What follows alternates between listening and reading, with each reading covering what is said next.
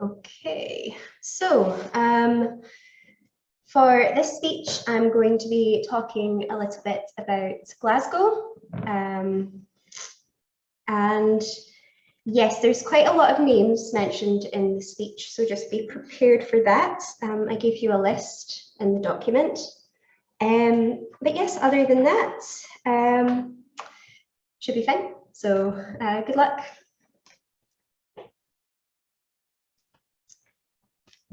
Hello, and thank you for inviting me here to give this talk.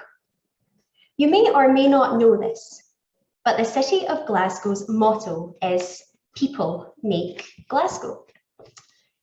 And you would be forgiven for thinking that it is not in fact people that make Glasgow, but rather men that make Glasgow.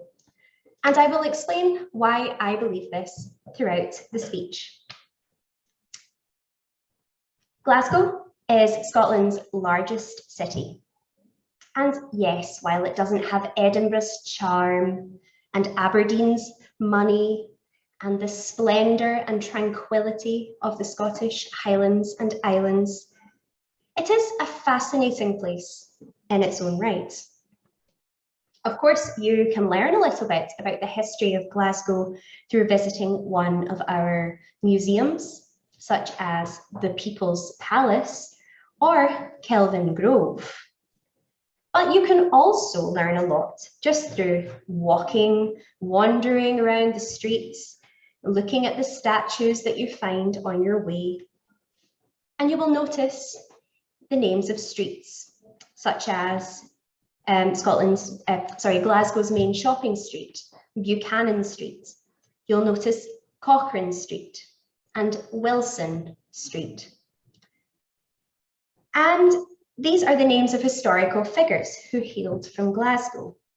These particular people in question were tobacco merchants. Also involved in the slave trade, which is a topic in its own right, which I'd be happy to talk about if you invite me back here again. But what else do they all have in common, other than being rich and tobacco merchants? Well, they were all men. And what about the statues that you find around the city?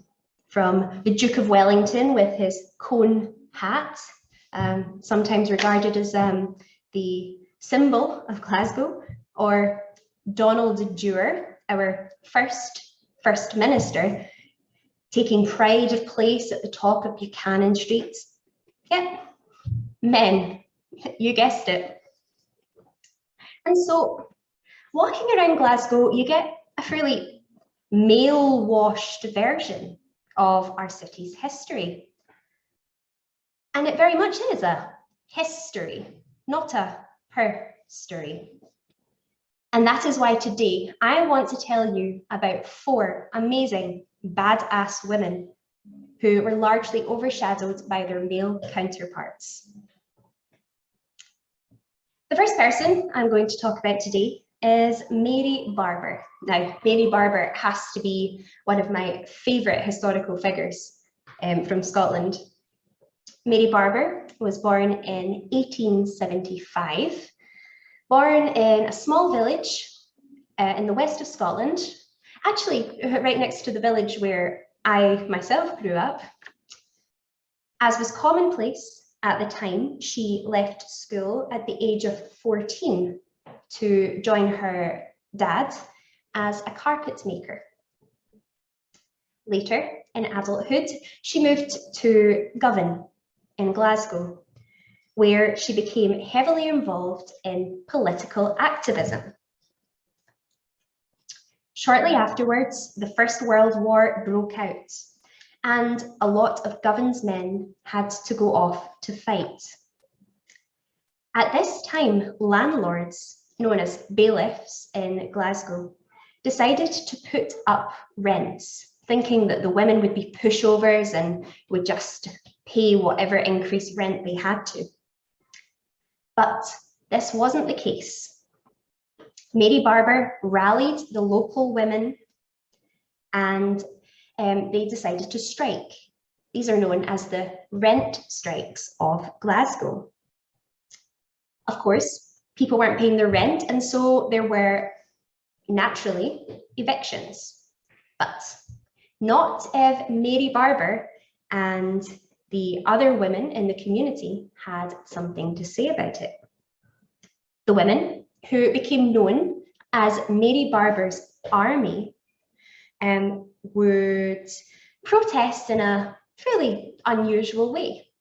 So if someone went to knock on the door to say, "Get out," someone nearby would sound the alarm by ringing a bell, and Mary Barber's army would run to the scene, and there they would throw flour at the bailiff and bang their pots and pans, making lots of noise and blow whistles, until finally the landlord would give up and go home.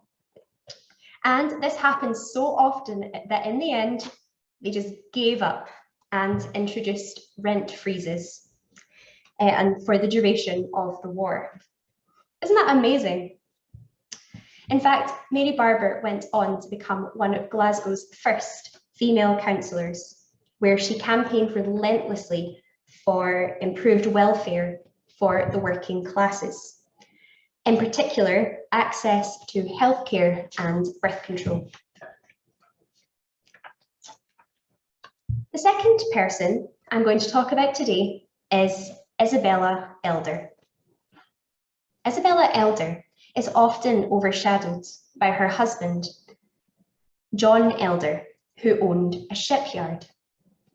Now, you probably know this, but at one time, Glasgow was actually the centre of the UK's shipbuilding industry.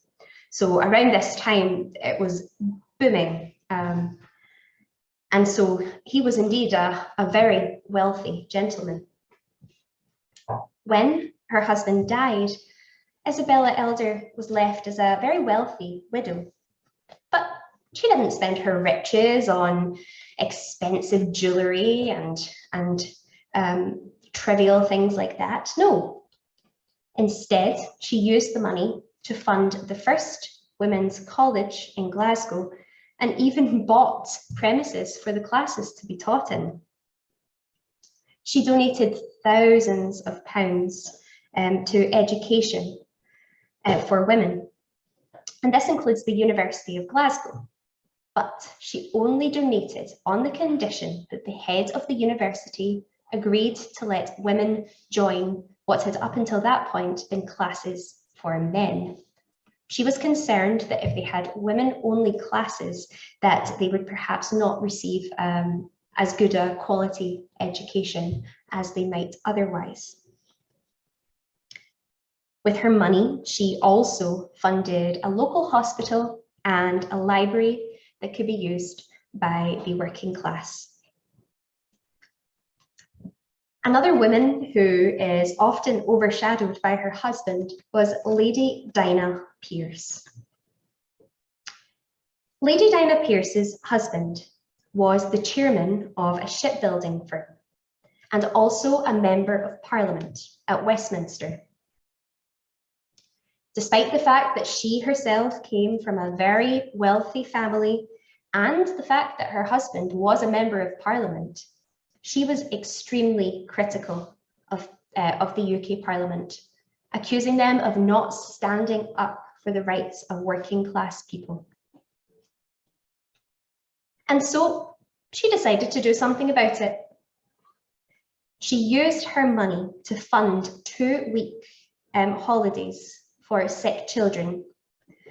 You should know that around this time, poor housing conditions and poor air quality meant that health conditions were rife in Glasgow. And so these 2-week holidays made the world of difference to families in the poorest areas of Glasgow. In 1906, she funded the building of the Pearce Institute, which she named in memory of her husband. The Pearce Institute, which still exists today, is a beautiful community hall with its own public library. Also, As a proud feminist, she sat on the school board of Glasgow, fighting for equal education opportunities for girls. Moving on now, the last person I will be talking about today is Betty McAllister. Betty McCallister was known locally in the East End of Glasgow as Battling Betty. Battling Betty lived in the East End of Glasgow, which was then, and to an extent still is, notorious for having low life expectancy and poor housing conditions. She spent her whole life campaigning for better conditions in the East End.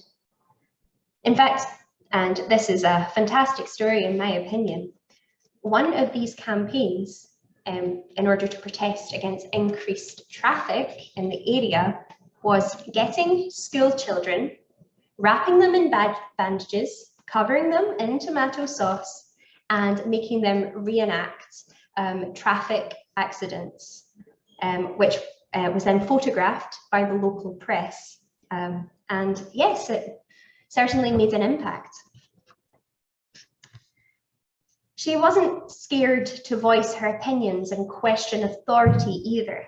Glasgow women are known for having a sharp tongue, and when the then Prime Minister, Margaret Thatcher, who was fairly unpopular in Scotland, you could say, well, during her visit, Battling Betty said right to her face that she could stick her tax policies right up her bum.